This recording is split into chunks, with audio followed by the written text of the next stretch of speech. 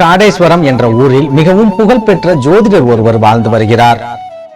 அந்த ஜோதிடர் ஒருவருடைய ஜாதகத்தை கணித்து பலன் சொன்னால் அந்த பலன்கள் அனைத்தும் 100% சரியாக இருக்கும் என்பதால் தங்களது எதிர்கால வாழ்க்கையை பற்றி தெரிந்து கொள்வதற்காக பல ஊர்களில் இருந்தும் மக்கள் அந்த ஜோதிடரை தேடி வருவார்கள். இந்த சூழலில் பக்கத்து ஊரில் இருக்கும் விவசாய கூலி தொழிலாளி ஒருவர் அந்த ஜோதிடரை பற்றி கேள்விப்பட்டு தனது எதிர்காலத்தை தெரிந்து கொள்ள வேண்டும் என்பதற்காக ஜோதிடரை தேடி வருகிறார். ஜோதிடரை சந்தித்த அந்த தொழிலாளி, ஐயா, நான் மிகவும் வறுமையில் இருக்கிறேன். கடன் தொல்லைகள் வேறு என்னை வாட்டுகிறது. எனக்கு 2 பெண் குழந்தைகள் இருக்கிறார்கள். அவர்களை எப்படி கரை சேர்க்கப் போகிறேன் என்பதே எனக்கு தெரியவில்லை. எனது வாழ்க்கை இப்படியே முடிந்து விடுமா, அல்லது நான் நன்றாக வாழ்வதற்கு ஏதாவது வழி இருக்கிறதா என்று எனது ஜாதகத்தை பார்த்து சொல்லுங்கள் என்று தனது ஜாதகத்தை நீட்டுகிறான். ஜாதகத்தை பெற்றுக்கொண்ட அந்த ஜோதிடர் சிவபெருமானை மனதில் நினைத்து அவனது ஜாதகத்தை கணிக்க ஆரம்பிக்கிறார். ஆனால் அவனது ஜாதகத்தை கணிக்கும் போதே அந்த ஜோதிடரின் முகம் வாடிக்கொண்டே போகிறது. இதனால் அந்த ஜோதிடர் ஜாதகத்தை மூடி வைத்துவிட்டு தனது கைகளில் இருக்கும் சோழிகளை உருட்டி அந்த ஏழை தொழிலாளியின் கட்டங்களை ஆய்வு செய்கிறார். அதன் பிறகு சிறிது நேர யோசனைக்கு பின் அந்த ஜோதிடர் தொழிலாளியை பார்த்து, ஐயா, உங்களது ஜாதகத்தை இன்னும் சற்று விரிவாக ஆராய வேண்டியுள்ளது. ஆனால் இன்று நான் வெளியூர் செல்வதால் உங்களது ஜாதகத்தை என்னால் முழுமையாக ஆராய முடியாது. ஆகையால் இன்று ஒரு நாள் உங்களது ஜாதகம் என்னிடம் இருக்கட்டும். நாளை நீங்கள் இதே நேரத்திற்கு வந்தால் உங்கள் ஜாதகத்தை நான் சிறப்பாக கணித்து சொல்லிவிடுவேன் என்று சொல்லி அந்த ஏழையை அனுப்பி வைத்து விடுகிறார். அப்போது அந்த ஜோதிடரின் மனைவி ஜோதிடரை பார்த்து, எதற்காக வெளியூர் போகிறேன் என்று அந்த ஏழையிடம் பொய் சொன்னீர்கள் என்று கேட்கிறாள்.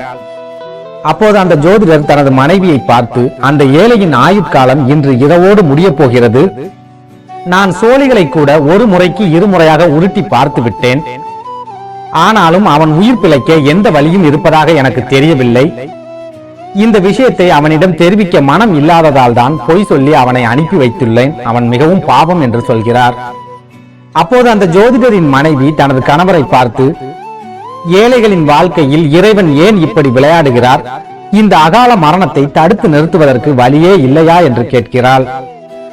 அப்போது அந்த ஜோதிடர் தனது மனைவியிடம், அந்த ஏழை அவன் கையாலேயே மிகப்பெரிய சிவன் கோவில் ஒன்றை எழுப்பி அதில் இருக்கும் சிவலிங்கத்திற்கு அவன் கையாலேயே பூஜை செய்தால் மட்டுமே இந்த மரணத்தில் இருந்து அவனால் தப்ப முடியும். ஆனால் இந்த பரிகாரத்தை செய்வதற்கு அவனிடம் வசதியும் இல்லை, அவனுக்கு நேரமும் இல்லை. ஆகையால் அவனது மரணம் கண்டிப்பாக தடுக்க முடியாத ஒன்று என்று சொல்லிவிடுகிறார். அதே சமயம் ஜாதகம் பார்க்க வந்த அந்த தொழிலாளி தனது ஊருக்கு திரும்பி செல்வதற்காக வயல்வெளி வழியாக நடந்து சென்று கொண்டிருக்கிறார். அந்த சமயத்தில் திடீரென வானத்தில் இருள் சூழ்ந்து இடியுடன் கூடிய கனமழை பெய்ய ஆரம்பிக்கிறது. இதனால் செய்வதறியாமல் தவித்த அந்த தொழிலாளி ஓட்டமும் நடையுமாக சென்று ஒரு பாழடைந்த கட்டிடத்தில் ஒதுங்குகிறான். அந்த பாழடைந்த கட்டிடம் ஒரு சிவன் கோவில் என்பதையும் அந்த தொழிலாளி புரிந்து கொள்கிறான். அப்போது அந்த தொழிலாளியின் மனதிற்குள், நம்மிடம் பணம் வந்துவிட்டால் இந்த கோவிலை புதுப்பித்து இந்த கோவிலுக்கு கும்பாபிஷேகம் செய்ய வேண்டும் என்ற எண்ணம் ஏற்படுகிறது.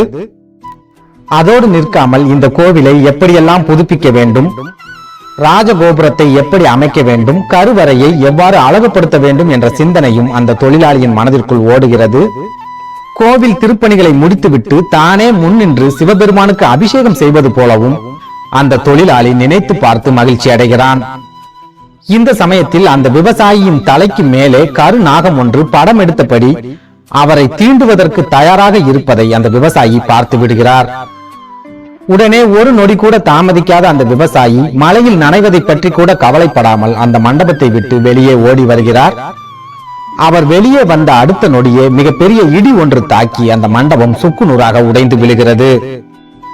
இதை பார்த்து அதிர்ச்சி அடைந்த அந்த தொழிலாளி மிகவும் சிரமப்பட்டு ஒரு வழியாக தனது வீட்டுக்கு சென்று விடுகிறார். இந்த சூழலில் மறுநாள் ஜோதிடர் சொன்ன நேரத்திற்கு சரியாக அந்த விவசாயி ஜோதிடரின் வீட்டுக்கு சென்று விடுகிறார். விவசாயி உயிரோடு வந்திருப்பதை பார்த்த ஜோதிடர் அதிர்ச்சியில் உறைந்து போகிறார். உடனே அந்த தொழிலாளியின் ஜாதகத்தை தேடி எடுத்து நாம் ஏதாவது தவறாக கணித்து விட்டோமோ என்ற சந்தேகத்தில் அந்த ஜோதிடர் மீண்டும் ஒரு முறை அந்த ஜாதகத்தை ஆராய்ச்சி செய்து பார்க்கிறார். ஆனால் அப்போதும் அந்த ஜோதிடர் கணித்தது 100% சரியாகவே இருந்தது. அப்படி இருக்கும்போது இந்த விவசாயி மரணத்தை எப்படி வென்றான் என்ற குழப்பம் ஜோதிடருக்கு ஏற்படுகிறது. உடனே அந்த ஜோதிடர் விவசாயியை பார்த்து, நேற்று இரவு உனது வாழ்வில் ஏதாவது விசித்திரமான சம்பவங்கள் நடந்ததா என்று கேட்கிறார். அப்போது அந்த விவசாயி தான் வீட்டுக்கு போகும்போது மழை வந்ததையும், மழைக்காக ஒரு பாழடைந்த கோவிலில் ஒதுங்கியதையும், அந்த கோவிலுக்கு கும்பாபிஷேகம் செய்து சிவனை வழிபட வேண்டும் என்று நினைத்ததையும், அதன் பிறகு இடி விழுந்து அந்த கோவில் சிதைந்து போனதையும் ஒன்று விடாமல் அந்த ஜோதிடரிடம் சொல்லி முடிக்கிறான். தொழிலாளி சொன்னதை கேட்ட அடுத்த நொடியே அந்த ஜோதிடருக்கு அந்த விவசாயி எப்படி மரணத்தை வென்றான் என்ற உண்மை புரிய வருகிறது. உடனே அந்த ஜோதிடர் விவசாயியை பார்த்து, ஐயா, இறைவன் உங்களுக்கு மறுபிறவியை கொடுத்திருக்கிறார்.